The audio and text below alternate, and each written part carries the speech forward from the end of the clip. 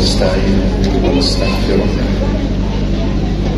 ونؤمن به ونتوكل عليه ونعوذ بالله من شرور أنفسنا ومن سيئات أعمالنا من يهده الله فلا مضل له ومن يضلله فلا هادي له ونشهد أن لا إله إلا الله ونشهد أن سيدنا ومولانا محمدا عبده ورسوله أرسله الله إلى كافة الناس بشيرا ونذيرا وداعيا إلى الله بإذنه وسراجا منيرا. قال الله تعالى وتبارك: اقرأ باسم ربك الذي خلق. صدق الله العظيم. مسلمانان ورونو، نارینه او ښځینه، مشران او کشران، نن په دې ساعت کې یا په دې وخت کې چې موږ دلته راټول سوي یو د یو مقصد دپاره راغلي یو. ظاهره خبره ده چې د هر چا یو مصروفیت وي، هغه خپل مصروفیت پرېږدي، خپل کار او کتار و روزګار یې پرېږدي، دوکانداري یې پرېږدي، بل څه چې مصروفیت وي او ټیم یې ایستلی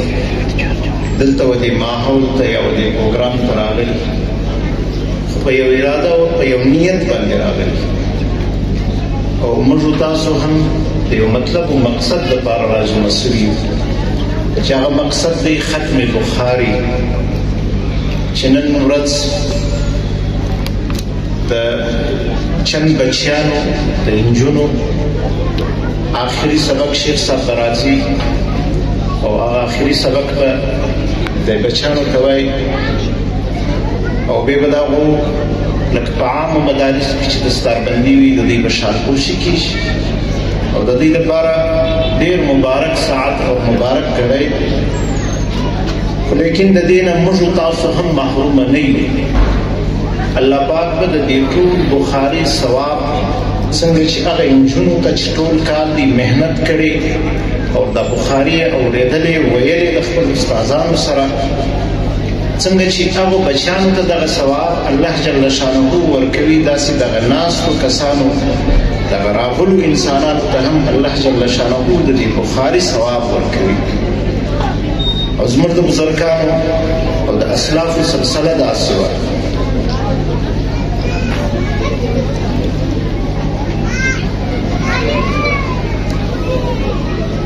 زموږ د بزرګانو او د اسلافو سلسله داسې وه چې د برکت دپاره به په کورو کې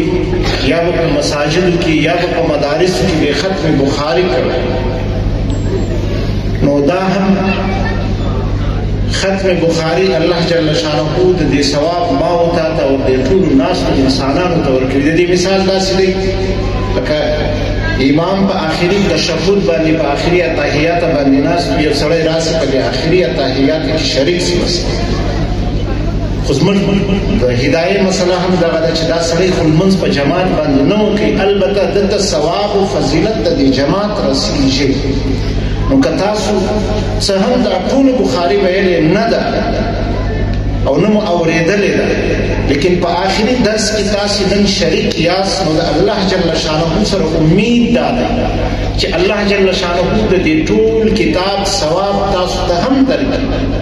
ځکه د الله جل شانه خزانو کې څه کمی نشته. زموږ محترم شیخ صاحب هغه راغلی، انشاءالله بیان به د هغه وي. صرف مختصر دوې خبرې کوم.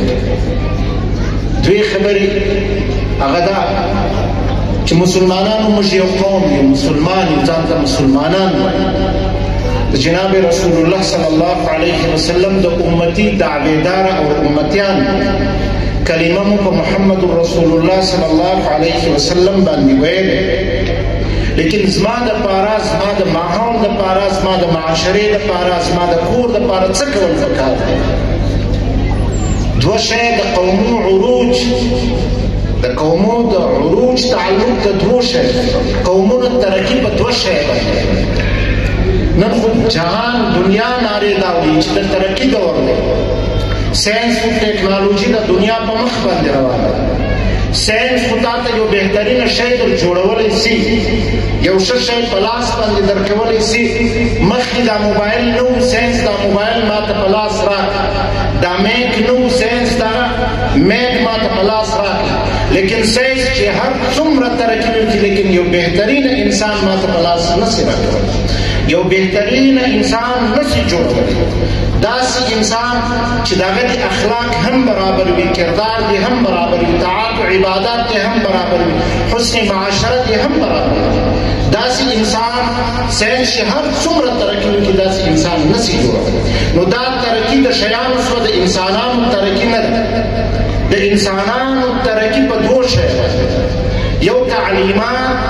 هغه تعلیمات کوم تعلیمات چې د الله د رسول او موږ تاسو ته رارسېدلي او دویم حسن ترتیب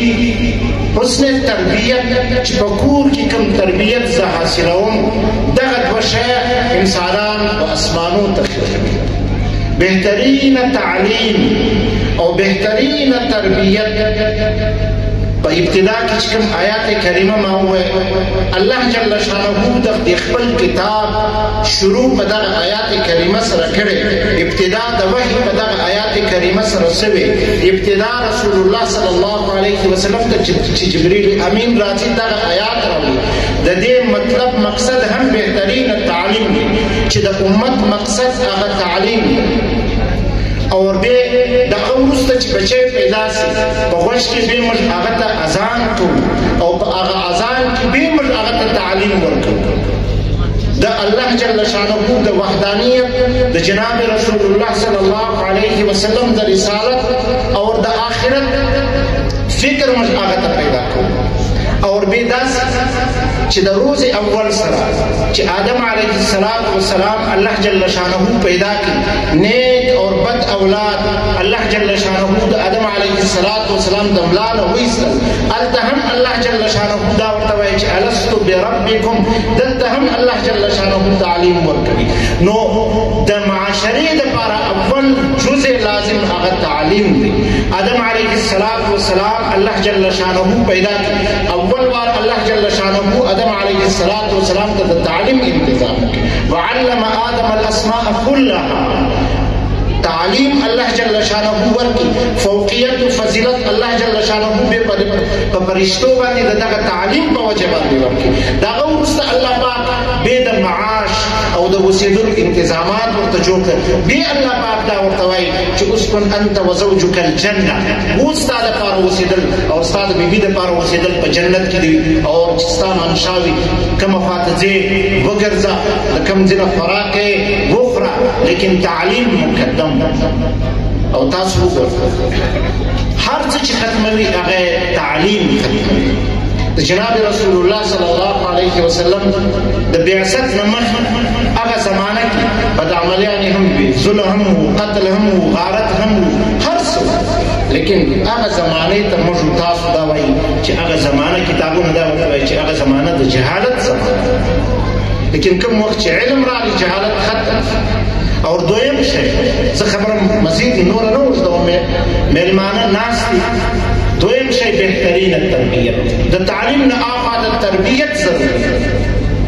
او تربیت تعلق د څلورو کسو سره دی د څلورو انسانانو سره د تربیت تعلق دی که بهترین تربیت په کور کې وي هغه بچي له بې داسې بچی جوړېږي چې د سوره فرقان آخري آیات بیانوي د هغه بچي مصداق چې ربنا هب لنا من ازواجنا وذرياتنا قرة اعین واجعلنا للمتقین اماما دا د تربیت نتیجه ده ځکه مور پلار نه خواهش هم دغه ده د مور پلار نه غوښتنه هم دغه ده چې دوی دې دغه آیات په کثرت باندې چې الله داسې اولاد راکړي چې هغه زما د سترګو ټنډک زما د سترګو دپاره خونکي جوړ شي د سترګو خونکي څنګه جوړېږي چې فرمانبرداره نیک دینداره صالح اولاد صالح اولاد د مور پلار دپاره د ټولو غټه سرمایه ده او دا سرمایه داسې سرمایه ده چې نه ختمېدونکې سرمایه ده او د دې تعلق د دې بهترینه تربیت تعلق د مور د پلار او داسې که چیرې په مدرسې کې وي د استاد او د منتظمه سره نو څنګه چې مور وي د هغه مور اثر هغه دغه بچی تجربوي. نو ځکه سوره لقمان باندې که چیرې موږ تاسو غور وکړو، خو افسوس خبره دا ده چې موږ تاسو د قرآن نه او د هغه تعلیماتو نه چې کوم تعلیمات آسماني تعلیمات دي، زما د کامیابي ذمه داره، ستا د کامیابي ذمه داره، زما د معاشرې د کامیابي ذمه داره، زما د ماحول د کامیابي ذمه داره، د هغه تعلیم نه زموږ ته نن جاهله پاتې. او سوره لقمان الله جل شانه انت اول وار چې لقمان علیه السلام خپل بچی ته تعلیم کوي قرآني اصول ورته راوړي چې یا بني لا تشرک بالله ان الشرك لظلم عظیم. دا هر مور پلار ته دغه تعلیم دی چې اول وار د بچی وغوښته د الله وحدانیت د الله نوم به اچي. ځکه د الله رسول صلی الله علیه وسلم فرمایي چې د هر شي لپاره افتتاح، د هر شي لپاره افتتاح، د دکان افتتاح، د دې بچي زبان هم افتتاح په خبرو باندې. د الله رسول صلی الله علیه وسلم فرمایي چې تاسو خپل د بچي د زبان افتتاح د الله په نامه باندې. لیکن افسوس خبره ده چې نن زموږ په کورو کې زموږ مندې او خوند بچیان د نور بلاونه بیروي، د سپیو د پښې نه بیروي، د الله نوم نه ورته اخلي. هغه اثر دا چې کوم وخت دا بچی بالغ شي غټ شي نو د مخلوق بیره په زړه کې، د خالق بیره په زړه کې نه وي. د الله د طرفه اصول دا چې اول وار د الله بیره په زړه ته واچي. کوم وخت چې دی غټ شي نو د الله بیره په زړه کې وي. هغه د بهترین تربیت اثر وي، بهترین تربیت به بهترین معاشره پیدا کوي. مسلمانان د تربیت تعلق د مور پلار سره څنګه چې مور پلار داسې اولاد. هغه ډاکټر ته چا بچی راوستی، ډاکټر داسې ډاکټر چې چایلډ سپیشلیست ډاکټر چې ورته وایي د کوچنیانو ماهر او هغه کوچني هر شی په زوره په چغاو باندې وشته، په زور یې هر شی ډاکټر ته راوستی او دا ورته ویل چې د دې بچي عادت دا دی چې هر شی غواړي هغه په جنجال باندې غواړي. نن سبا ماحول هم داسې کوچنی مولوي صاحب ته راوړي وایي ضد دی، ژاړي دي، بغارې دي، هر شی په زور باندې. هغه ډاکټر سپیشلیست و د دې بچیانو د مور پلار نه انټرویو واخیسته. د پلار ته ویل چې د خپل زنانې سره چې ته څه غواړې، د کپړې ضرورت وي، د بل شي ضرورت وي، په څه ترتیب باندې غواړې؟ وایي هغه زه په زور په چغاو باندې غواړم، هلته په ما باندې ناوخت. نو هغه ورته وایي چې دا ستاسو اثر دی چې تاسو په کور کې چغارې بغارې وهئ، دا بچي هم د تاسو نه زده کړي. نو زما په کور کې که چیرې د الله نوم وي، د الله د رسول تعلیمات وي، هغه بچی تاسو په کورو کې وینئ. مور پلار که لمونځ کوي، یو معصوم بچی د 3 کالو بچی وي، د 3 کالو بچی وي، هغه هم د دې مور پلارو څنګ ته ولاړ لمونځ کوي، هغه د مور پلار ویني. نو د تربیت تعلق د دې څلورو کسانو سره مسلمانان نو معاشره که په مخ باندې وړل غواړي یا اعلی اخلاق غواړي، نو دوه شی ضروري دي: بهترین تعلیم او بهترین تربیت. تربیت هغه وخت کېدلی شي چې په زړه او په دماغ کې خوف خدا او فکر آخرت به بهترین تربیت کېدلی شي، ورنه به موږ د دې حدیث مصداق جوړېدلی شو. د الله رسول صحابه کرام ته وایي کیف بکم، ستاسو په هغه وخت څه حال اذا فسق فتیانکم، چې کوم وخت ستاسو ځوانان فاجر سي، فاسق سي، بدعمل سي، بدکردار سي، وبغاء نساءکم، او ستاسو زنانې سرکشه سي، هغه وخت به ستاسو څه حال. نن زموږ حال داسې دی چې جوان طبقه دا بېلګان د لمانځه فکر نسته، خوف خدا نسته، فکر آخرت نسته، فسق و فجور او زنانې بېلګامه سرکشه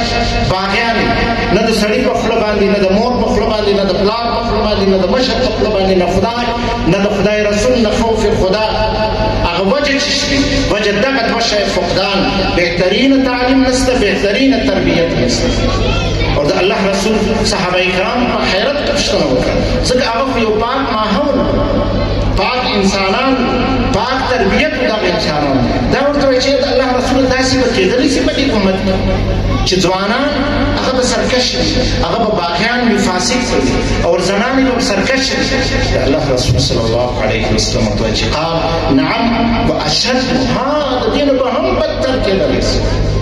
الله جل شانه دې په دا چند خبرو باندې د عمل توفیق را نصیب سبحانك اللهم وبحمدك اشهد ان لا اله الا انت استغفرك واتوب اليك